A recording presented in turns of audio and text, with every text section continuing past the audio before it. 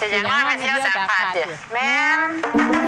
แต่ว่าสิมาถามเจ้าเฮ้ยบ่กล้าถามจะได้เดี๋ยวโอ้ยมีหยังถามมาเลยมีหยังล่ะพ่อเสี่ยวถามแต่อีนี่บ่ถามมาโลดถามคอยนี่ถามมาเลยใจเจ้าแท้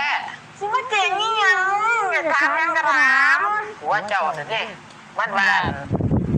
ไอ้บอกได้อีหลีสิบอกว่าลูกเจ้าจะเครียดให้ข่อยเด้หัวเขาบ่เครียดให้เจ้าดอกหัวเจ้าไปคุยอยู่วงเราว่าเจ้าใส่กางเกงนี่หัวละ2 ตัวมันแม่นอยู่บ่โอ้ยเจ้าอย่าไปเชื่อมันตัวเจ้าแล้วจังซั่นแม่นสิโอ้ย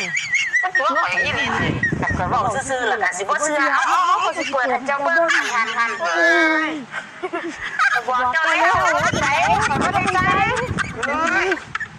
ตัวข่อยคันบ่หัวเจ้าเพื่อนน่ะมีหยังให้มันถามข่อยมันจะไปเชื่อมันบัดนี้หั่น